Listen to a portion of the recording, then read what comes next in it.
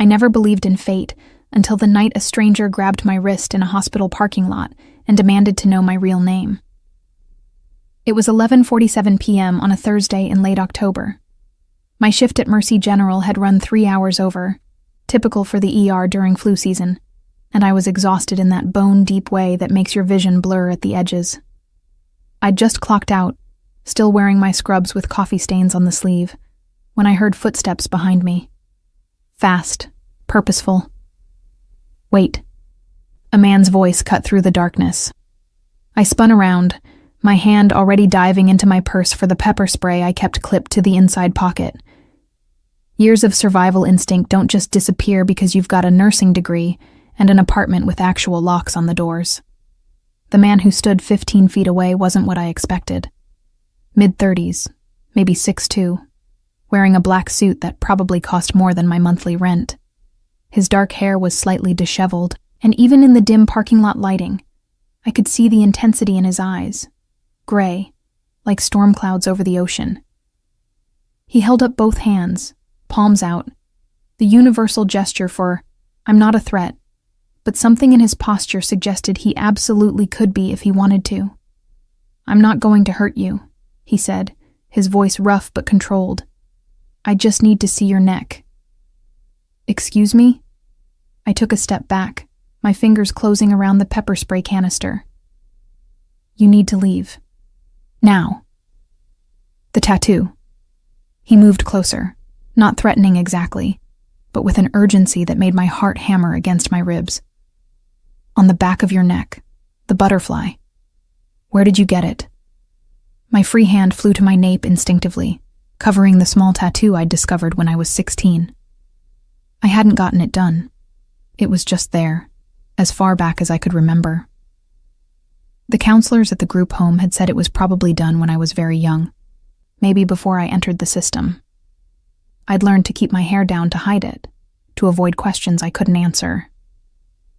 "How do you know about that?" The words came out sharper than I intended. He pulled out his phone, hands moving quickly, then turned the screen toward me. The photograph showed a woman's neck, olive-skinned and elegant, with the exact same tattoo as mine. A small monarch butterfly with its wings spread, each detail identical. The intricate pattern of the wings, the specific placement just below the hairline, the size, everything matched. "Her name was Isabella," he said, and there was something broken in his voice. "She was my wife. Someone killed her 14 months ago, and I need to know how you have her tattoo." The parking lot seemed to tilt. I steadied myself against my car, the metal cold through my scrubs. "I don't understand. I've had this tattoo my whole life. At least, as long as I can remember." "So did she."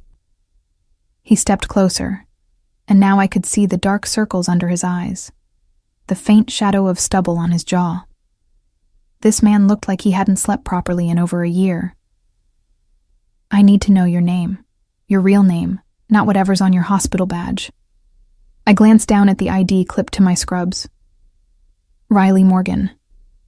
The name the state gave me when I aged out of foster care at 18, cobbled together from incomplete records and bureaucratic indifference. But before that, there had been other names, other homes, other versions of a childhood I'd spent years trying to forget. "Riley," I said, though it felt like a lie. "Riley Morgan. But that's not the name I was born with. I don't know what that was." His expression shifted, something sharp and almost desperate crossing his features. "Do you remember anything? An orphanage? A facility?" The word hit me like a physical blow. St. Catherine's Home for Children. I hadn't spoken that name aloud in 8 years. Hadn't let myself think about those walls, those locked rooms, the smell of industrial cleaner that never quite masked the underlying scent of fear and desperation. "Yes," I whispered. "St. Catherine's, in Bridgeport. I was there from age 7 until I was 15. The man closed his eyes briefly, his jaw clenching. When he opened them again, there was a fierce determination there that made me take another step back. Isabella was there too, he said, from age 6 to 13. She escaped when she was 13, made it to the city, eventually made it out of the life she'd been forced into. His voice cracked slightly. She spent years trying to find the other girls who'd been there with her, the ones who didn't make it out. My knees went weak. I'd known St. Catherine's was bad. The locked dormitories, the special visitors who came late at night, the girls who disappeared and never came back. But I'd survived by keeping my head down, by being invisible, by never asking questions. When I finally escaped at 15, I'd run and never looked back. "Who are you?" I asked. "My name is Mason Wolfe," he said, and the name clicked something in my memory. Newspaper headlines, whispered rumors, the kind of name that carried weight in certain circles. Mason Wolfe, they said, controlled half the underground in the northeastern corridor. Mason Wolfe was dangerous, connected, untouchable. And I think you might be able to help me find the people who killed my wife. I should have gotten in my car and driven away. Should have called security, filed a police report, done any of the sensible things a normal person would do when confronted by a man who was essentially admitting to being a mob boss in a hospital parking lot at midnight. Instead, I heard myself say, "I'll meet you. Somewhere public. Tomorrow." But I'm not promising anything. He nodded, relief flickering across his face. He pulled out a business card, expensive stock, simple black lettering, and held it out. "There's a coffee shop on 7th and Madison. Tomorrow at 2 p.m. I took the card, our fingers briefly touching. His hands were warm, calloused, the hands of someone who'd done more than just sign papers and make phone calls. "How did you find me?" I asked. "I've been looking for months," he said quietly. "Anyone who might have known Isabella at St. Catherine's. It took me this long to track down enough records to get names, and most of those names led nowhere. Dead ends, fake identities, women who disappeared into the system or worse. But 3 weeks ago, I found a photograph from the orphanage records, a group photo from 2006. You were in it, you and Isabella, standing next to each other in the back row. Both of you had your hair up. Both of you had the butterfly." He showed me another photo on his phone. It was grainy, black and white, taken with an old camera. But there we were, 2 girls among maybe 20 others, standing in front of St. Catherine's main building. I remembered that day. They'd made us dress up, smile for the camera, some kind of inspection or fundraising photo opportunity. I'd been 12. The girl next to me had been maybe 14 or 15, with long dark hair and eyes that looked too old for her face. Isabella. "I don't remember her," I said, though it felt like another lie. There was something about that face, something familiar in a way that made my chest ache. "I don't remember much from those years. I think I tried not to." "Tomorrow," Mason said. "We'll talk tomorrow. There are things you need to know. Things Isabella left behind that might explain everything." He walked away before I could respond, disappearing into the shadows between the cars. I stood there for another 10 minutes, staring at the business card in my hand and the photograph on my phone screen where I'd taken a picture of his phone, unable to process what had just happened. When I finally got home to my tiny studio apartment, I couldn't sleep. I sat on the edge of my bed and pulled my hair up, angling my phone's camera to see the butterfly tattoo on my neck. Such a small thing, maybe an inch across. I'd always thought it was beautiful, even if I didn't understand why I had it. Now, staring at the image of Isabella's neck on Mason's phone, seeing the exact same butterfly in the exact same place, I felt like I was looking at a ghost. I pulled out my laptop and started searching. St. Catherine's Home for Children, Bridgeport. The results were sparse. A few old news articles, some charity records, a building permit from 1989. The place had officially closed in 2008, just 3 years after I escaped, citing financial difficulties, according to the records. But there were no follow-up stories, no investigations, nothing to suggest what had really happened there. Then I found a different search result, buried on the 5th page of Google. A blog post from 2014, written by someone with the username ButterflyGirl88. The post was titled, "They Marked Us." "We all had the same tattoo," the post read.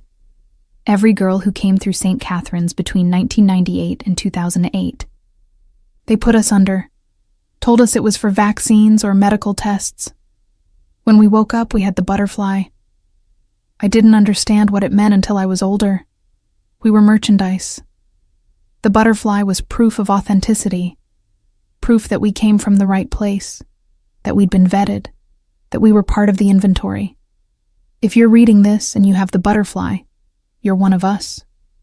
You survived. But there are people who don't want us to talk about what happened. People with money and power who made sure St. Catherine's closed quietly. People who are still out there. I'm going to find them. I'm going to make sure everyone knows what they did to us." The post ended there. No follow-up. No comments allowed. I searched for any other posts by ButterflyGirl88, but there was nothing. The blog had been deleted shortly after that single entry. I pulled up the photograph of Isabella again, zooming in on her face. Had she written that blog post? Had she been hunting the people responsible for St. Catherine's when she died? My phone buzzed. An unknown number. I know it's late, but I couldn't sleep. I wanted to say thank you for agreeing to meet. Isabella would have wanted me to find you, to keep you safe. Mason. I stared at the message for a long time before responding. Who killed her? The reply came within seconds. That's what I'm trying to find out, but I know it's connected to St. Catherine's, to what happened there. And I think you might be in danger too. I looked at the butterfly on my neck one more time before turning off the lights. Tomorrow, I'd meet Mason Wolfe. Tomorrow, I'd start asking the questions I'd been too afraid to ask for the last 11 years. Tomorrow, I'd find out the truth about the girl I used to be and the woman who'd died trying to expose it. I arrived at the coffee shop 20 minutes early, my nursing shift bag over one shoulder and a canister of pepper spray in my jacket pocket.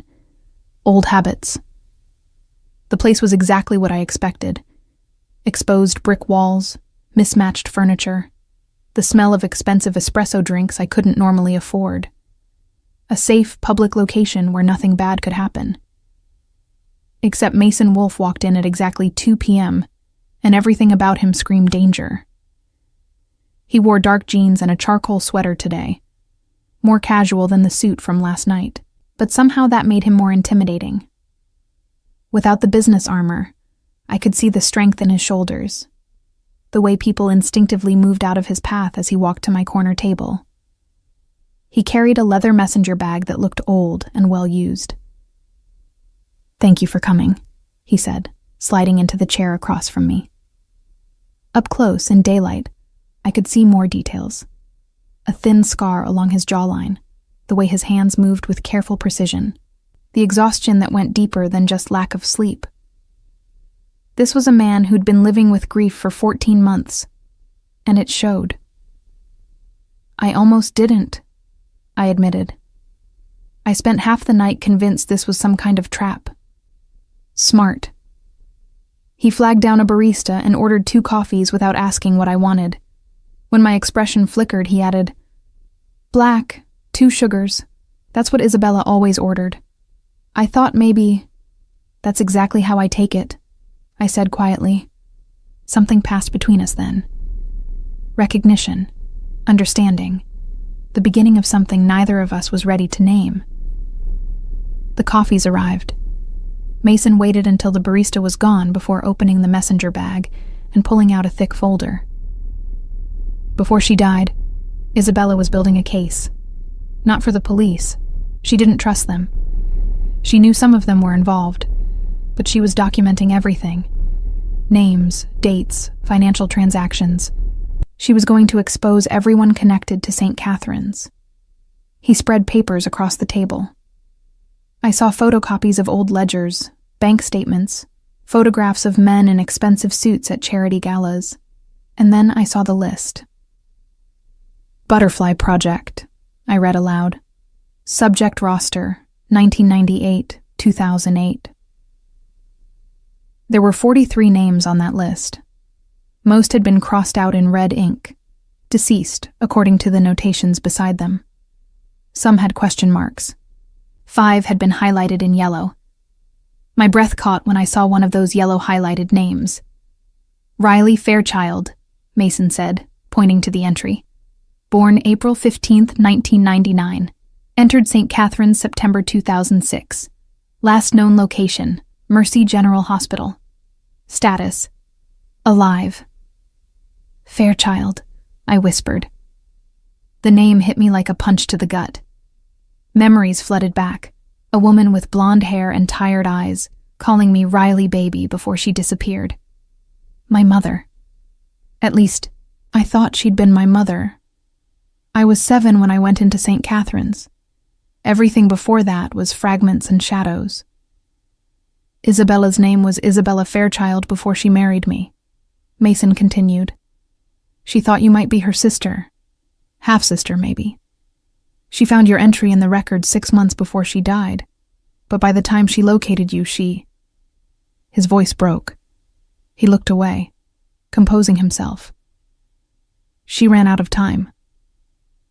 I stared at the list, my vision blurring. 43 girls. 37 dead. The weight of it was crushing. What happened to them? I asked, though I wasn't sure I wanted to know. Trafficking, mostly. St. Catherine's wasn't really an orphanage. It was a processing center. Mason's voice was flat, clinical, like he'd practiced saying these words without falling apart. They'd take girls from the foster system, kids with no family, no one looking for them. They'd keep them at St. Catherine's for a few years, train them, mark them with the butterfly. Then they'd sell them. Domestic servitude, prostitution, worse. The girls who disappeared, I said, remembering. The ones they said got adopted or transferred to other facilities. They were sold. Mason pulled out another document, a ledger with dollar amounts next to names. I saw Isabella's name there, listed at age 13 with a figure that made me want to vomit. $75. Isabella escaped before the sale went through. She was supposed to go to a buyer in Montreal. Instead, she jumped out of a moving van on I-95 and ran until she hit New York. She was lucky. Most of the others weren't. I looked at my own entry. Age 15, 45, $0. I don't remember how I got out. According to Isabella's notes, you set a fire in the laundry room. Created enough chaos that you could slip away in the confusion. You made it to a bus station and ended up in Hartford. From there, you disappeared into the foster system under a different name. He smiled faintly. Isabella was impressed. She'd been looking for you for years. The fire. Yes. I remembered that now. The smell of smoke, the alarms, running through the darkness. I'd thought I was going to die that night. Instead, I'd found freedom. Why the tattoo? I asked. Why mark us? Proof of origin. A guarantee. Mason's expression darkened. The people who ran this operation were connected to major crime families across the Northeast. The butterfly meant you came from St. Catherine's, which meant you'd been properly conditioned, medically cleared, documented. It was a brand. Quality assurance for human merchandise. I felt sick. All these years I'd thought the tattoo was beautiful. A mystery from my past. Now I knew it was a mark of ownership. Proof that I'd been cattle in someone's twisted inventory system. Isabella found 5 survivors. Mason continued, pointing to the highlighted names. You, a woman named Jade Chen who's somewhere in Vancouver. 2 others who've gone completely off-grid, fake identities, no digital footprint, and one who died by suicide in 2019. Isabella was trying to contact all of you to build a case with testimony from survivors. What happened to her? I asked. How did she die? Mason's hands clenched on the table.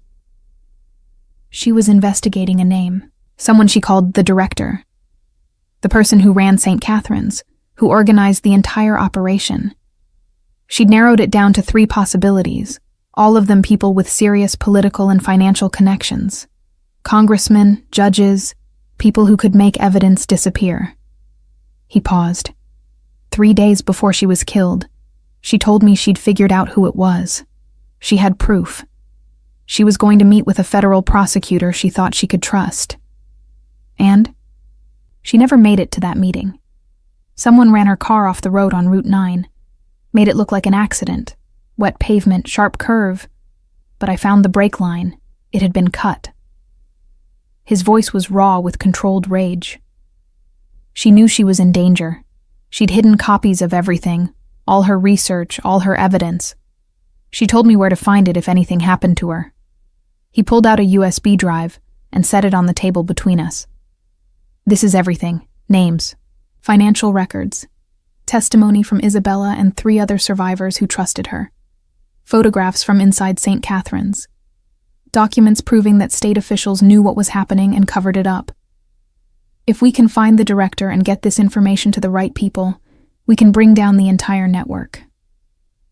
I stared at the USB drive like it was a live grenade. Why are you telling me this? Why not just go to the police? Because half the police are on their payroll, Mason said bluntly. Because every time Isabella got close, someone tipped them off. Because the last federal prosecutor she trusted ended up dead 2 weeks after Isabella.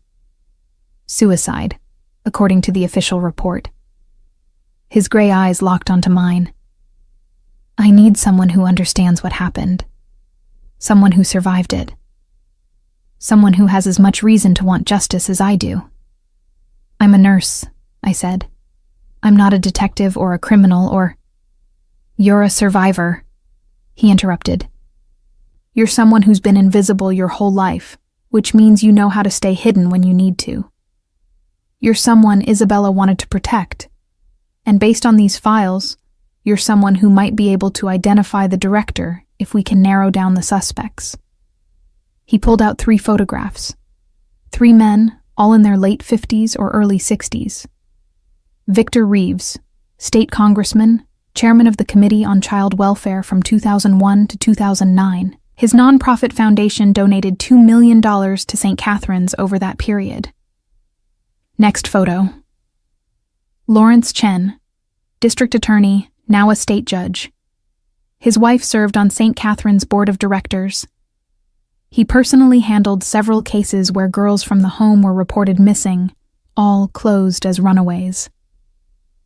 Third photo. Marcus Webb, real estate developer. He owned the building where St. Catherine's operated.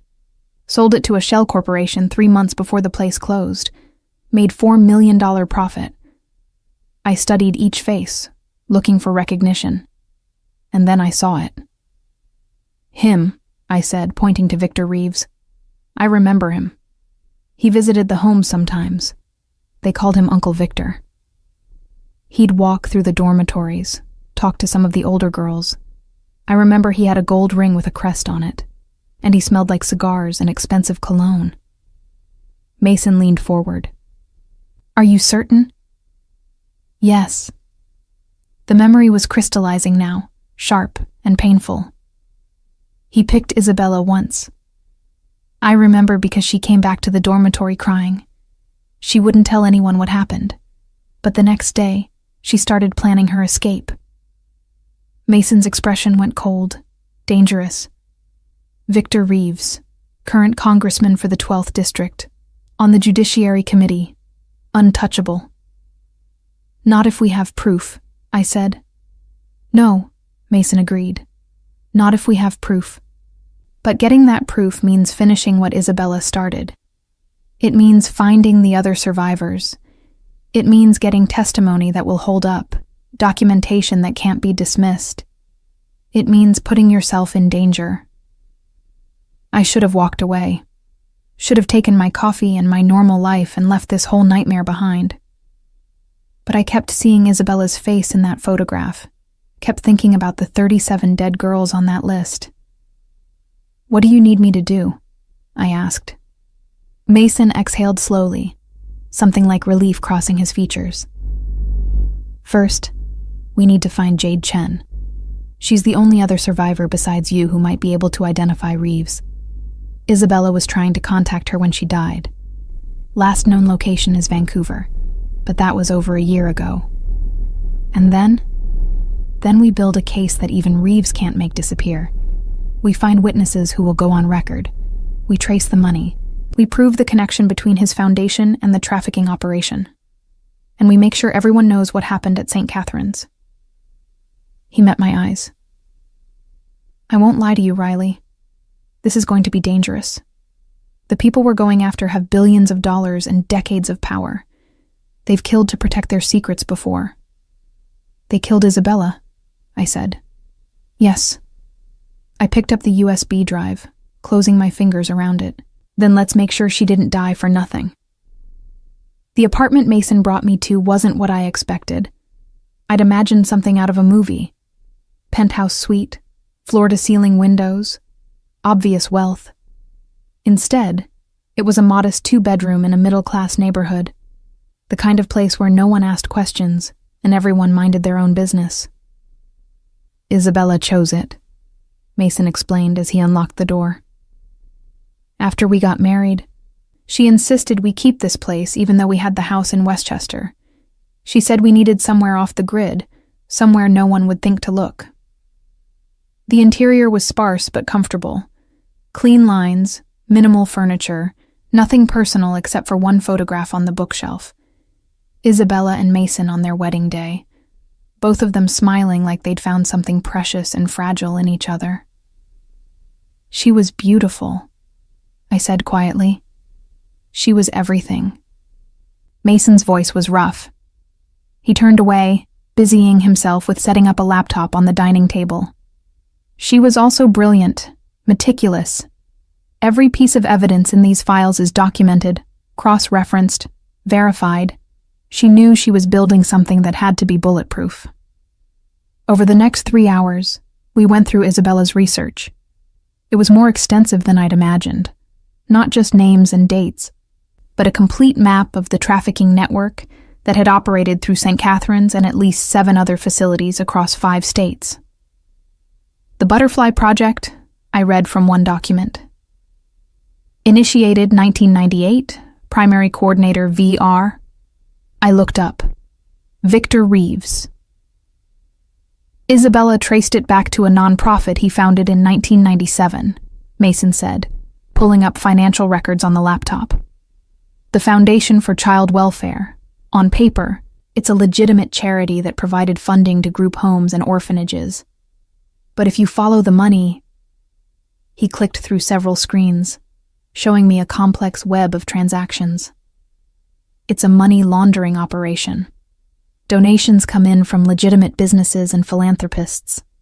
That money gets funneled through various accounts, stripped clean, then emerges on the other side as payments to shell corporations that don't actually provide any services. And St. Catharines received $200,000 annually from the foundation. That money was supposed to cover operational costs, staff salaries, medical care for the children. But the actual expenses were maybe $50,000 a year. The rest?" He showed me another set of records, divided among 6 people. Reeves got the biggest cut, about $80,000 a year. The rest went to the director of St. Catharines, 2 caseworkers, and 2 individuals Isabella couldn't identify. Probably handlers or buyers. I felt cold despite the warm apartment. They were stealing from a charity meant to help children while trafficking those same children. It's worse than that. Mason opened another file. The foundation received government grants. Taxpayer money was literally funding a child trafficking operation, and no one noticed because Reeves controlled the oversight committee. I stood up, needing to move, needing to process. How did Isabella figure all this out? She was careful, patient. After she escaped, she spent years rebuilding her life. Got her GED, worked her way through community college, eventually became a social worker. Mason's voice softened. She wanted to help kids like her, like you. But every time she tried to work within the system, she'd hit walls. Cases that mysteriously closed. Evidence that disappeared. She started to realize that the corruption went deeper than just St. Catherine's. That's when she started investigating on her own. She spent 5 years building this case, working her day job, then coming home and spending every evening tracking down records, interviewing survivors who'd talked to her, following money trails. He pulled up a timeline on the laptop. She found 43 girls who'd been through the Butterfly Project. 37 were dead, overdoses, suicides, accidents, or just missing and presumed dead. Of the 6 alive, 2 refused to talk to her. They were too scared or too traumatized. One is in a psychiatric facility, unable to communicate. That left you, Jade, and one other woman, Sarah Martinez, who was living in Texas under a new identity. Was? I caught the past tense. She died in a house fire 6 months ago. Electrical malfunction, according to the investigation. But Isabella didn't believe it. She thought Sarah had been silenced. Because she'd talked to Isabella. Yes. Mason's expression was grim. That's when Isabella knew she was running out of time. She started making copies of everything, hiding evidence in multiple locations. She told me if anything happened to her, I had to find the other survivors and warn them, protect them. But she died before she could warn anyone. I've been trying for 14 months, he said, but I'm not a detective. I'm not trained for this. I've been stumbling around, following Isabella's notes, trying to understand what she understood. You're the first person I've been able to actually locate and talk to. I sat back down, looking at the photograph of Isabella again. We'd been in St. Catherine's at the same time. We had the same tattoo. We might have been sisters. And she died trying to save people like me. Tell me about Jade Chen, I said. If she's still alive, she's in danger too. Mason pulled up a file. Jade was at St. Catherine's from 2002 to 2006. She was sold when she was 14 to a man in Toronto. Managed to escape 2 years later. Isabella tracked her to Vancouver in 2022. She was working under the table, staying off-grid. Isabella made contact, tried to convince her to come forward, but Jade refused. Too scared. Can you blame her? No. He rubbed his face tiredly. Isabella's last note about Jade was from March 2024. She said Jade had agreed to meet, to talk about maybe providing testimony. They were supposed to meet the week after Isabella died. So Jade might not even know Isabella's dead. Probably not, and if she does, she's probably terrified. She might have run again, gone even deeper underground. I studied Jade's photograph, an Asian woman with short dark hair and wary eyes, taken from what looked like a distance. Surveillance photo, maybe. We need to find her. If Reeves knows about Isabella's investigation, he might know about the survivors she contacted. Jade could be a target. That's what I've been thinking, Mason said. But Vancouver's a big city, and if Jade doesn't want to be found, we have to try. I stood up. Isabella died for this. Sarah Martinez died for this. I'm not going to let Jade be next. Mason looked at me for a long moment, something shifting in his expression.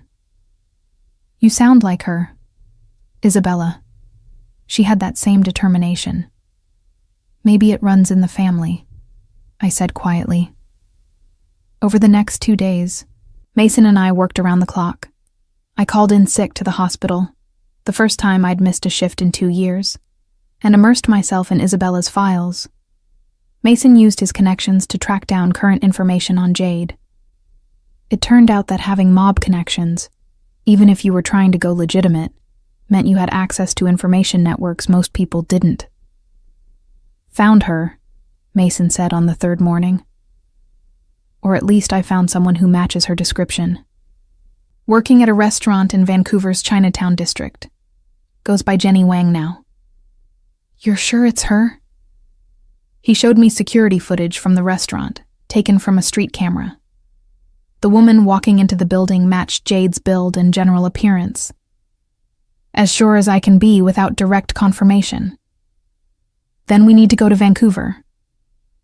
That's a 12-hour drive or a 5-hour flight. Either way, we're talking about crossing into Canada, which means what? I asked, reading his hesitation. I have a record, Riley. Minor stuff, charges that didn't stick, but enough that border crossing can be complicated for me. I can do it, but it raises flags. Takes time. Then we drive, take back roads if we have to. I was surprised by my own certainty. If Jade's in danger, we don't have time to waste. Mason studied me, and I saw something like respect in his eyes. You're sure about this? Once we leave, once we start actively pursuing this, there's no going back. Reeves has resources, if he finds out what we're doing. He killed Isabella, I interrupted. He destroyed lives. He's probably still doing it, just with more care now. I won't let him get away with it. Okay then. Mason closed the laptop. We leave tonight. Pack light. Bring whatever you need, but assume we might not be coming back here for a while. I went back to my apartment to pack. As I stuffed clothes and toiletries into a duffel bag, I caught sight of myself in the bathroom mirror. The butterfly tattoo was visible where my hair had fallen forward. I pulled it aside, really looking at it for the first time in years. 43 girls marked with this symbol. 37 dead.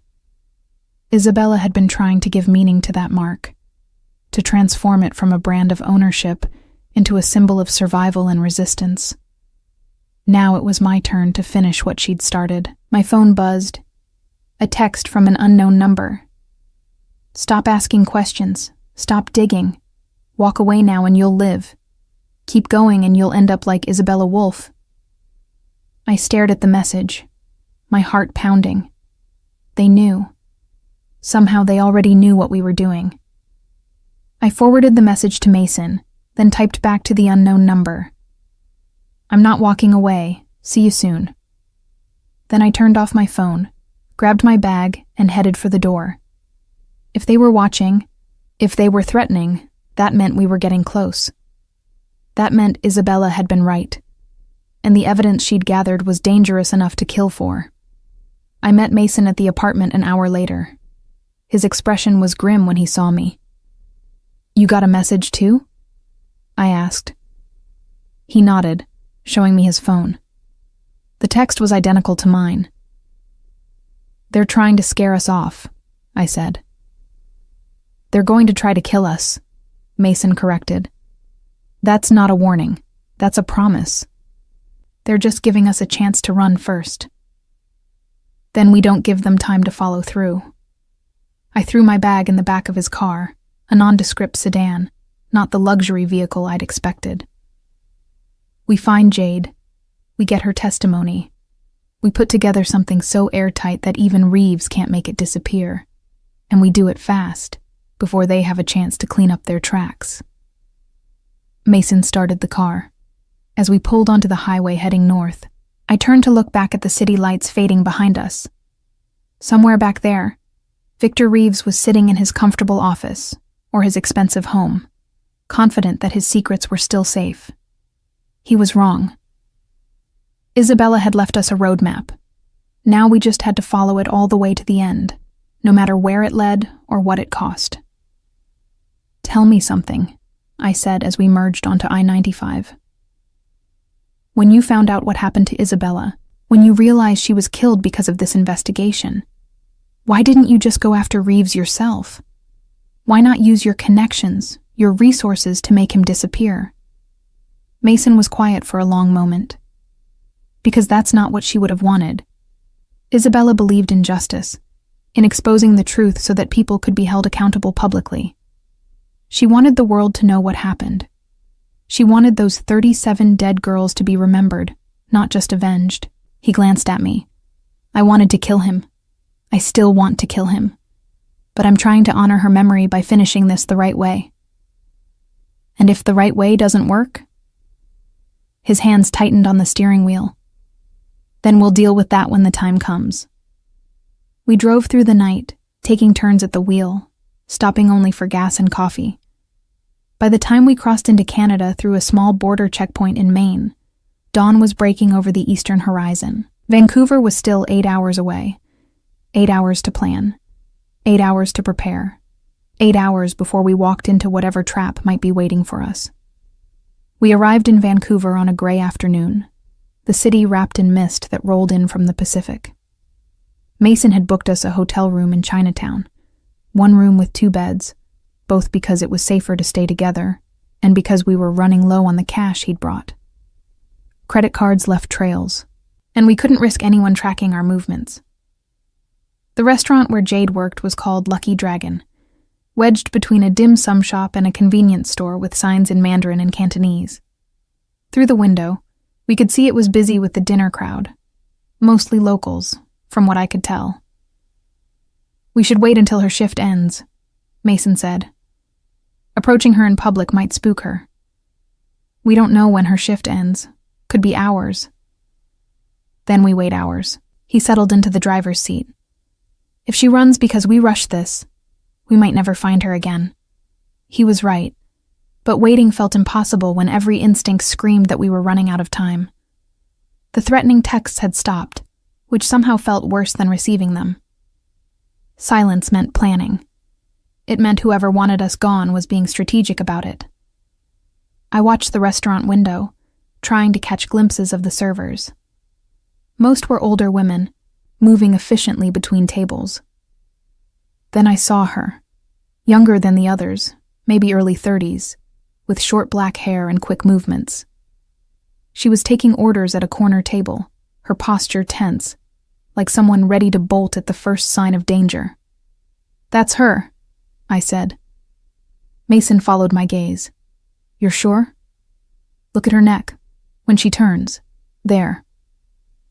For just a second, as Jade reached across the table to collect menus, I saw it. The butterfly. Smaller than mine and Isabella's, partially hidden by her collar, but unmistakably the same design. "Okay," Mason said quietly. We wait for her shift to end. Then we approach her carefully. Let her know who we are, why we're here. Give her a chance to hear us out. We waited 3 hours. The dinner crowd thinned, then disappeared entirely. At 9:47 p.m., Jade emerged from the restaurant's back entrance, now wearing jeans and a jacket, a backpack slung over one shoulder. She moved quickly, head down, hands in her pockets. "Now," Mason said. We got out of the car and followed her down the street, keeping our distance. She turned into an alley, a shortcut maybe, or a defensive maneuver to see if anyone was following. Mason and I exchanged a look. This wasn't going to be easy. "Jade," I called out, keeping my voice gentle but clear. "Jade Chen, we're not here to hurt you. We just need to talk." She spun around, and I saw her hand emerge from her pocket, gripping what looked like a knife. Her eyes were wide, terrified, calculating escape routes even as she faced us. "My name isn't Jade," she said, her accent faintly Canadian, the words clipped. "You've got the wrong person." "Jenny Wang," Mason said. "That's what you're going by now. But you were Jade Chen at St. Catherine's Home for Children in Bridgeport. You were there from 2002 to 2006. "I don't know what you're talking about," but her hand was shaking on the knife. I stepped forward slowly, pulling my hair up to expose my neck. "The butterfly, Jade. We have them too.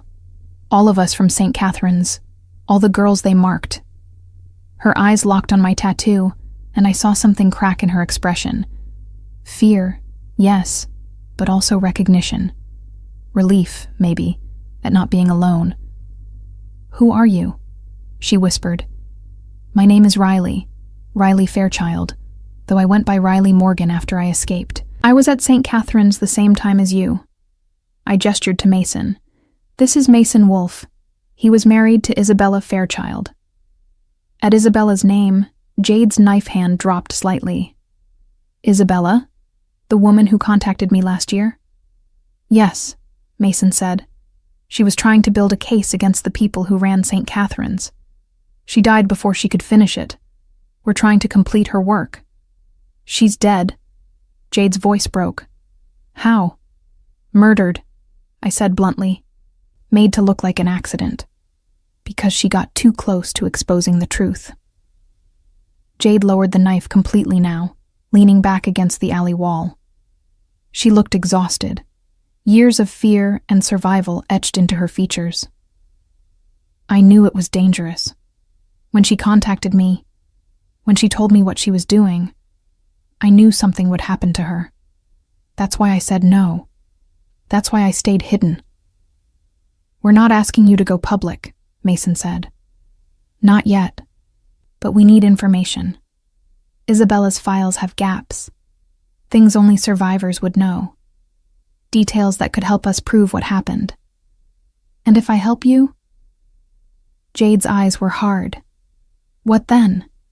They'll come after me like they came after Isabella. Like they probably came after Sarah." "You know about Sarah?" I asked. "I saw the news.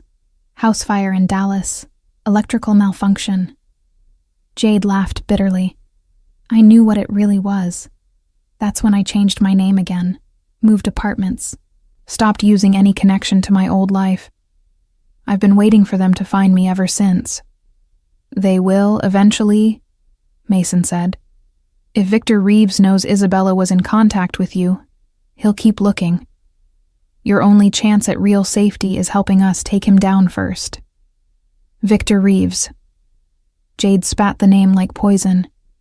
"He's the one who picked me, the one who arranged my sale. I remember his face, his voice, the way he talked about us like we were livestock being graded for market." "Then help us," I said. "Help us make sure he can't do this to anyone else." Jade studied us both for a long moment. Then she pocketed her knife and pulled out a cigarette, lighting it with shaking hands. "I live 3 blocks from here, small apartment. It's not much, but it's private. We can talk there." Jade's apartment was exactly as she'd described, tiny, sparsely furnished, with locks on every window, and a baseball bat propped beside the door. The walls were bare, except for a single photograph of what looked like a younger Jade with an older woman, both smiling. "My grandmother," Jade said, seeing me look at it. "The only family I had before St. Catherine's. She died when I was 9. That's how I ended up in the system." She made tea, jasmine, fragrant and calming, and we sat around her small kitchen table. Mason pulled out a notebook and recorder, but Jade shook her head at the recorder. "No recordings. Nothing that could be used to identify me if it falls into the wrong hands. I'll tell you what I know, but I won't have my voice on tape." "Fair enough," Mason said, putting the recorder away. For the next 2 hours, Jade told us her story. Some of it matched what I remembered, the locked dormitories, the medical examinations that were really just pretexts for marking us with the tattoo, the visitors who would walk through and evaluate us like they were shopping. But Jade had been older when she arrived at St. Catherine's. She'd understood more, seen more. "There were 3 main buyers," she said. "Domestic buyers who wanted girls for housework and nannying, sometimes legitimate families who treated you decently if you were lucky. International buyers who were trafficking girls overseas, and the specialists." "Specialists?" I asked. "Men with specific requirements, certain ages, certain looks. They paid more. Victor Reeves was a specialist. He liked girls between 13 and 15, brunette, quiet. He'd take them to a house upstate for weekends. Some of them came back, some didn't." Mason's jaw clenched. "Isabella went with him once." "I remember," Jade said quietly. She came back different. Harder. That's when she started planning her escape. She tried to convince me to go with her, but I was too scared. I thought I'd be safer staying, being compliant, waiting for a good buyer. She laughed bitterly. Instead, I got sold to a man in Toronto who locked me in his basement for 2 years. How did you escape? I asked. House fire. Ironic, given what happened to Sarah. But that one was real.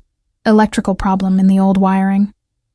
I got out through a basement window while he was trying to save his computers and files.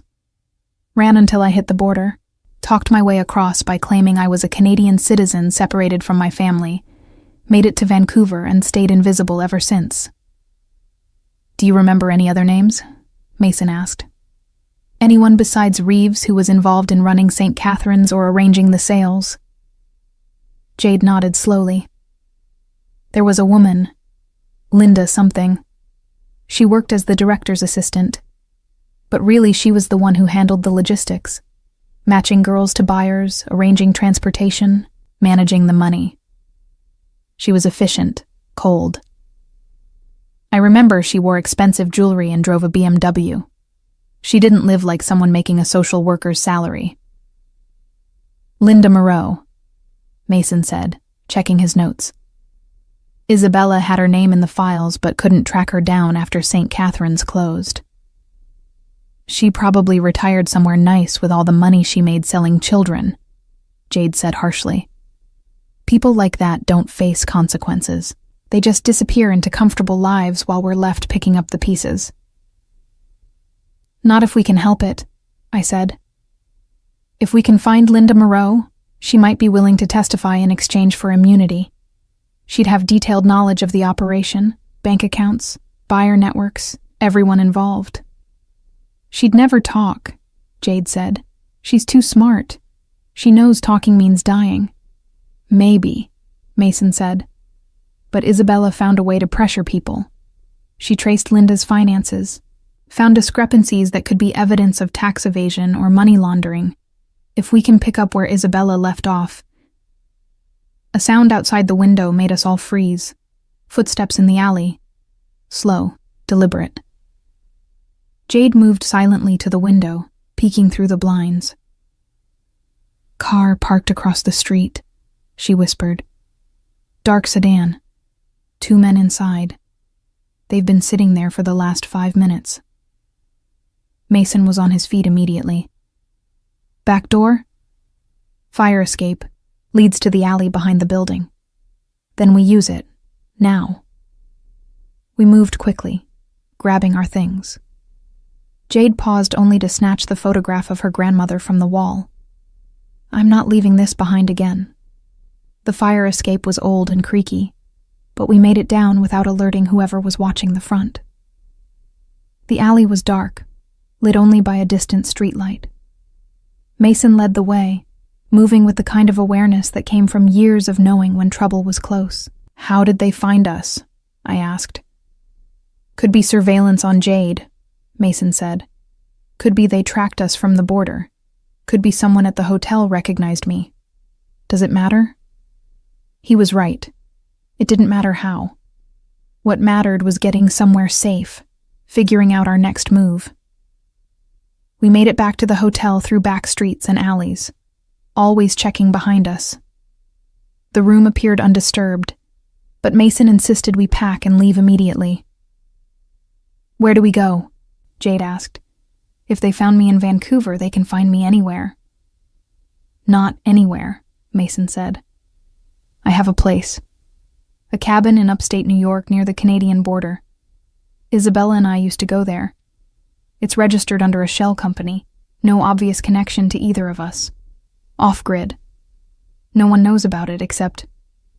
He paused. Except Isabella. And she's gone. Then, that's where we go, I said. We regroup there, go through all the evidence, figure out how to bring this whole thing crashing down on Reeves and everyone else. We left Vancouver that night, driving back across the border at a different checkpoint, using back roads and small towns where surveillance was lighter. Jade sat in the back seat, quiet but alert, occasionally checking out the rear window. Thank you, she said after hours of silence. For not giving up. For finishing what Isabella started. I spent so long just trying to survive that I forgot about fighting back. We all did, I said. But Isabella reminded us. And now we're going to make sure her death meant something. The cabin appeared just before dawn, a small structure surrounded by pine trees, isolated and perfect. We'd made it. For now, we were safe. But the real work was just beginning. The cabin was cold when we arrived, frost clinging to the windows and wood floors that creaked with every step. Mason got a fire going while Jade and I unloaded supplies from the car. We'd stopped at a small grocery store an hour south, paying cash, trying not to look like exactly what we were. 3 people running from something dark and dangerous. Isabella loved this place, Mason said, feeding logs into the stone fireplace. She said it reminded her that there were still spaces in the world where the past couldn't find you. Except it did find her, Jade said quietly. Yeah, Mason's voice was rough. It did. We spent the first day settling in and recovering from the drive. The cabin had 2 bedrooms. Mason took one, and Jade and I shared the other. That night, lying in the darkness listening to Jade's breathing steady into sleep, I found myself thinking about Isabella, the woman I'd maybe been sisters with, who died trying to save people like us. I touched the butterfly on my neck, feeling the slight raised texture of the old tattoo. The next morning, we started working in earnest. Mason spread Isabella's files across the dining table. Physical copies, because he didn't trust digital storage anymore. Bank records, photographs, testimony notes, financial statements. Years of meticulous investigation laid out in paper and ink.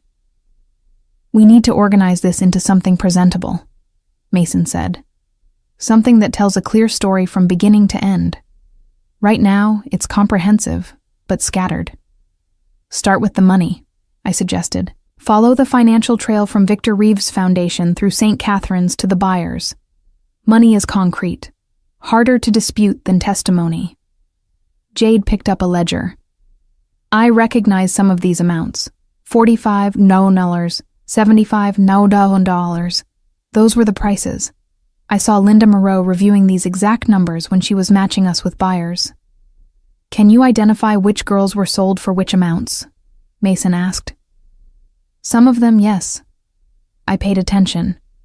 I thought maybe if I understood how the system worked, I could find a way to escape it. We worked through the day, creating a timeline. The Butterfly Project had started in 1998 with 6 girls. By 2008, when St. Catherine's closed, 43 girls had been processed through the system. Isabella had documented the fate of 37 of them, dead, most within 5 years of leaving St. Catherine's. Overdoses, accidents, suicides, missing persons cases that were never solved. They were disposing of evidence, Jade said, her voice flat. Anyone who might talk, who might expose the operation. They made sure we didn't survive long enough to become a problem. But 6 of you did survive, Mason said. You, Riley, Isabella, Sarah, and 2 others who went completely off-grid. Isabella couldn't find the last 2. She only had partial names, Emma and Sophia. No last names, no locations. I remember Emma, Jade said suddenly. Emma Reeves. The room went silent. Reeves? I repeated. His daughter, Jade said. Or at least that's what Linda Moreau told us. She came to St. Catherine's when she was 16, stayed for 6 months. We thought it was strange. Why would a congressman's daughter be in a place like that? But Linda said Emma had gotten in trouble, and her father wanted her somewhere controlled, somewhere she could be watched. Mason was already pulling up information on his laptop. Victor Reeves has 1 daughter, Emma Reeves, age 31, lives in Boston, works as a graphic designer. No criminal record, no obvious connection to St. Catherine's. She wasn't like us, Jade continued. She didn't have the butterfly tattoo. She wasn't being sold. But she saw things. She knew what was happening there. I remember she tried to help some of the girls, sneak them food, pass messages. Her father found out and pulled her out early. So she's a potential witness, I said. Someone who can testify about what her father was doing. If she's willing to betray her own father, Mason said, that's asking a lot. She might not have a choice, Jade said. If she has a conscience at all, she's been living with what she knew for 15 years. Sometimes people break under that kind of weight. Over the next 3 days, we built our case. Mason used his connections, the legitimate ones, lawyers and investigators who owed him favors, to start pulling together legal frameworks, how to present evidence of child trafficking, how to build a RICO case that could implicate everyone involved, how to ensure our testimony would be protected. I focused on the human story, organizing the testimonies of survivors Isabella had collected. Each one was heartbreaking. Each one was proof. Jade worked on identifying buyers and handlers, creating a network map that showed how St. Catherine's connected to a broader trafficking operation across the northeastern United States and into Canada. On the 4th day, Mason made a decision. We need to contact Emma Reeves, he said. If she's willing to cooperate, her testimony could be the breakthrough we need. A congressman's daughter confirming her father's involvement in child trafficking. That's something the media can't ignore, something prosecutors can't dismiss. And if she warns her father? Jade asked. Then we'll know where she stands and we'll find another way. I volunteered to make contact. A woman reaching out might seem less threatening than Mason. We found Emma's business email through her design portfolio website. I spent hours drafting the message, trying to find the right balance between honesty and caution. Ms. Reeves, my name is Riley Fairchild. I don't expect you to remember me, but we were both at St. Catherine's Home for Children in 2006.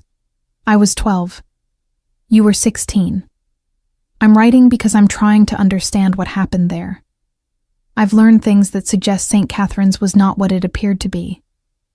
I believe you may have witnessed some of the same things I did. I'm not trying to cause trouble. I just want the truth. If you're willing to talk, please respond to this email. I promise confidentiality and respect. Riley. I hit send before I could second-guess myself. The response came 18 hours later. Riley, I remember you. I remember all of you. The girls with the butterflies. Yes, I'll talk. But not over email, and not anywhere my father might be watching. There's a coffee shop in Cambridge near MIT. The Science Cafe on Mass Ave. Can you be there Friday at 2 p.m.? I have information you need. Information my father doesn't know I kept. Emma. Friday was 2 days away. We used the time to prepare, to rehearse questions, to steel ourselves for whatever Emma might reveal. Mason insisted on coming with me, though we agreed he'd sit separately, watching, ready to intervene if things went wrong. The drive to Cambridge took 4 hours. We arrived early, scouted the location, confirmed exit routes. The Science Cafe was perfect, busy enough that we'd blend in, open enough that threats would be visible. Emma walked in at exactly 2 p.m. She looked nothing like her father, petite, blonde, with an artist's style and watchful eyes that probably saw more than people realized. She spotted me immediately, something in her expression confirming she knew exactly who I was. Riley, she said, sliding into the booth across from me. You look different, older, but the eyes are the same, scared but determined. You remember me? I remember everyone from that place. She ordered coffee when the waiter came, her hands steady despite the tremor in her voice. I've been waiting 15 years for someone to ask me about St. Catherine's. I knew eventually the truth would come out. Your father is a monster, she said flatly. I've known since I was 16. Probably should have known before that. But sometimes you don't want to see what's right in front of you. Why were you at St. Catherine's? Punishment. Emma's smile was bitter. I found out what he was doing. I hacked his computer, found files about the foundation, about the girls. I was stupid. I confronted him, threatened to go to the police. He sent me to St. Catherine's to teach me a lesson, to show me what happened to girls who didn't stay quiet. Did it work? For a while. I was terrified. I saw what they did to you and the others.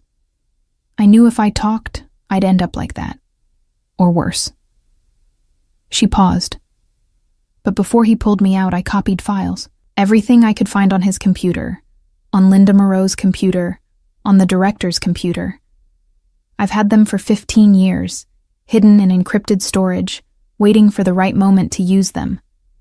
My heart was pounding. Why didn't you come forward before? Because I was a coward, Emma said simply. Because he's my father, and despite everything, some part of me kept hoping I was wrong about him. Because I knew what it would cost me, my family, my reputation, maybe my life. But then I saw Isabella Wolf's obituary 14 months ago.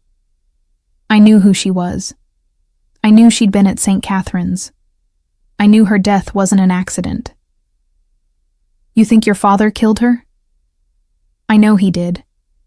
Because 2 weeks before she died, I got an anonymous email asking if I'd be willing to provide testimony about St. Catherine's. I was too afraid to respond. And then she was dead. Emma's voice cracked. I've been living with that guilt ever since, knowing that if I'd been braver, if I'd spoken up, she might still be alive. You can speak up now, I said. We're building a case. We have evidence, testimony, financial records, but we need someone who can connect it directly to your father, someone whose testimony can't be dismissed. Emma reached into her bag and pulled out a USB drive. Everything's on here. 15 years of files, communications between my father and buyers, financial records from the foundation, videos from his personal files that prove he knew exactly what St. Catherine's was and what it was being used for. She pushed the drive across the table. I'll testify. I'll go on record. I'll do whatever you need. Just promise me you'll bring him down. All of them. Everyone who was involved. I closed my fingers around the USB drive. I promise. There's something else you should know, Emma said. My father has been looking for survivors. He hired investigators to track down anyone who might have testimony about St. Catherine's. That's probably how he found Isabella. And that's definitely how he'll find you if you're not careful. We're being careful. Not careful enough if I could track you down. She slid a piece of paper across the table. That's a secure email. If you need to contact me, use that. Don't use my business email again. And watch your backs. My father has connections in law enforcement, in politics, in organized crime. He won't go down without a fight. She stood up, leaving her coffee untouched. I hope you finish what Isabella started, Riley. Those girls deserve justice. We all do. Then she was gone, disappearing into the Cambridge afternoon. I sat there for another 5 minutes, the USB drive burning in my pocket, before Mason appeared beside me. You got it? He asked. Everything, I said. Emma Reeves just handed us everything we need to destroy her father. We drove back to the cabin in charged silence, the USB drive sitting between us like a promise and a threat. Back at the cabin, Jade was waiting, tension radiating from her as she paced the small living room. Did she show? Jade asked the moment we walked in. She showed, I said, holding up the drive. And she brought everything. We spent that evening going through Emma's files. It was worse than anything Isabella had documented. Video footage of Victor Reeves at St. Catherine's, walking through dormitories, selecting girls. Emails discussing prices and preferences with buyers whose names we recognized. Business leaders, politicians, wealthy socialites. Financial records showing millions of dollars flowing through the foundation into offshore accounts. "This is enough," Mason said, his voice tight with controlled rage. "This is enough to put him away for life. If we can get it to the right people," Jade added. "If we can find prosecutors who aren't on his payroll." Mason pulled out his phone. "I know someone, federal prosecutor in New York, Olivia Chen. She's clean, ambitious, and she's been trying to take down corruption in child welfare systems for years. Isabella was going to contact her before." He stopped. "Before she was killed," I finished. "Yes." Mason was already dialing. "Olivia and I have history. She'll take my call." He stepped outside to talk. Through the window, I watched him pace, gesturing, his body language urgent. When he came back 15 minutes later, his expression was cautiously hopeful. "She'll meet with us," he said. "Tomorrow, her office in Manhattan. She wants to see everything. Emma's files, Isabella's research, testimony from both of you. If it's as solid as I told her, she'll convene a grand jury within a week." That night, none of us slept. We organized everything into a presentation, a complete narrative of the Butterfly Project from 1998 to now. We prepared our testimonies. We rehearsed questions and answers. Just after midnight, my phone buzzed. Unknown number. "You're making a mistake. Last chance to walk away. VR, Victor Reeves." Using his own initials, not even trying to hide anymore. He knew what we were doing. He knew where this was heading. I showed the text to Mason and Jade. "He's desperate," Mason said. "That's good. Desperate people make mistakes. Or desperate people do desperate things," Jade countered, "like kill witnesses before they can testify." "Then we move fast," I said. "We get this evidence to Olivia Chen tomorrow, and we make sure it goes public immediately. Once it's out there, killing us won't help him. The story will be bigger than us." We left for Manhattan before dawn, taking routes we hadn't used before, constantly checking mirrors, watching for tails. The drive took 6 hours. Mason's connection, Olivia Chen, had arranged for us to enter through a secure entrance, bypassing the main federal building entrance. She was younger than I expected, early 40s, sharp-eyed, with the kind of intensity that suggested she didn't tolerate nonsense. Her office was professional but sparse, decorated with law degrees and commendations. "Mason," she said, shaking his hand formally. "I was sorry to hear about Isabella. She was doing important work." "She died because of that work," Mason said. "These are the people who are finishing it. Riley Fairchild and Jade Chen, both survivors of St. Catherine's." Olivia's expression softened slightly as she looked at us. "Thank you for coming forward. I know this can't be easy." For the next 4 hours, we walked her through everything: the financial records, the testimony, the videos from Emma's files. Olivia's face grew progressively darker as she absorbed the evidence. "This is RICO," she said finally. "Racketeering, human trafficking, money laundering, murder. You're looking at federal charges that could bring down not just Reeves, but everyone connected to this operation." She paused. "The challenge is going to be protecting you. Once we move on this, Reeves will know who provided the evidence. You'll need witness protection." "I don't want protection," I said. "I want justice.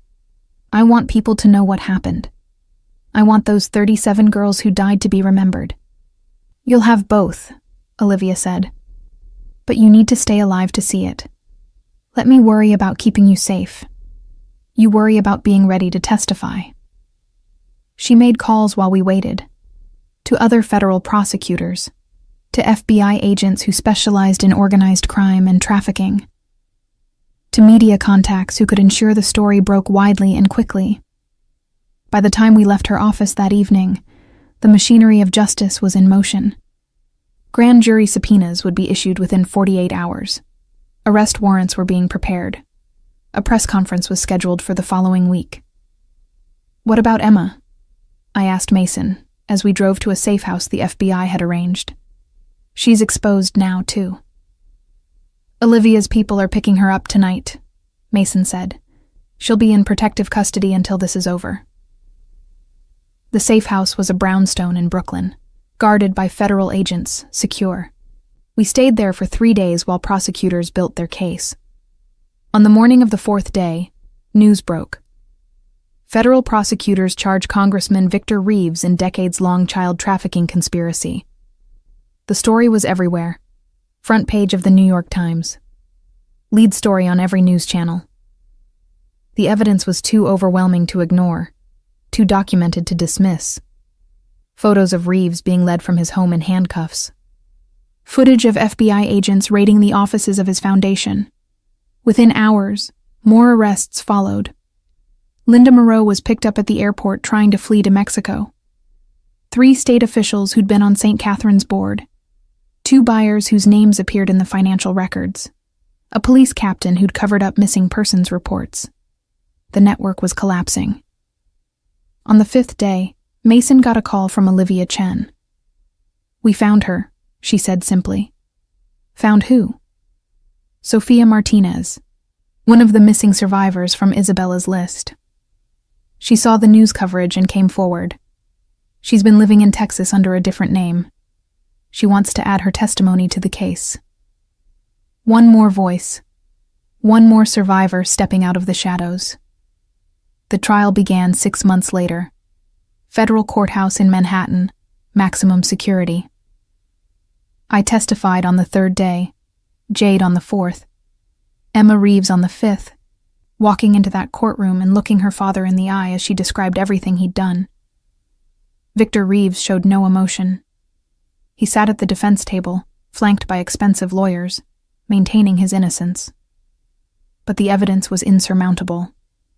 The jury deliberated for 4 hours, guilty on all counts. 2 weeks later, sentencing. Victor Reeves received life without parole. Linda Moreau, 25 years. The state officials, 10 to 15 years each. The buyers, various sentences based on their involvement. Justice. Finally. After the sentencing, Mason, Jade, Emma, and I stood on the courthouse steps, surrounded by reporters and cameras. "This is for Isabella," Mason said into the microphones. "For Isabella Fairchild Wolf, who died trying to expose this conspiracy. For the 37 girls who didn't survive. For every child who was trafficked through St. Catherine's and the other facilities. This is their justice." That night, we gathered at the cabin one last time. Mason brought champagne, though none of us felt much like celebrating. We were too exhausted, too hollowed out by months of testimony and trauma. "What now?" Jade asked. "Now we live," I said. "We build the lives they tried to take from us." "Isabella would want that," Mason added. "She spent years trying to survive, then more years trying to help others survive. She'd want us to do more than just survive, though. She'd want us to thrive." Emma raised her glass. "To Isabella. And to the Butterfly Project, not their project, but ours. A network of survivors who refused to stay silent." We clinked glasses, and for the first time in months, I felt something like hope. In the weeks that followed, we went our separate ways but stayed connected. Jade returned to Vancouver but started the process of getting her life back. Real identity, proper documentation, therapy. Emma started a nonprofit providing legal services to trafficking survivors. Mason sold his house in Westchester and donated the proceeds to fund Emma's organization. And me? I went back to nursing, but I also started speaking publicly about St. Catherine's, about trafficking, about survival. I kept my butterfly tattoo visible now, wearing my hair up, letting people see the mark that had once branded me as merchandise. Now it was a symbol of survival, of resistance. 6 months after the trial, Mason called me. "I've been thinking," he said. "Isabella kept journals. Did I ever tell you that? She wrote everything down. Her thoughts, her dreams, her plans. I've been reading through them, and I found something. An entry from 2 weeks before she died. What did it say? She wrote about finding you, about discovering that her little sister from St. Catherine's was alive, working as a nurse, building a good life. She wrote that finding you gave her hope that all the work she was doing mattered, that if you could survive and thrive, then maybe there was a purpose to everything she'd been through. My throat tightened. I wish I'd known her. You did, in a way. You were connected. By the butterfly, by St. Catherine's, by survival. He paused. She also wrote that she wanted to make sure you stayed safe. That if anything happened to her, she hoped someone would find you and warn you and protect you. You did that, I said. You finished what she started. We finished it, Mason corrected. All of us together. That's what Isabella would have wanted.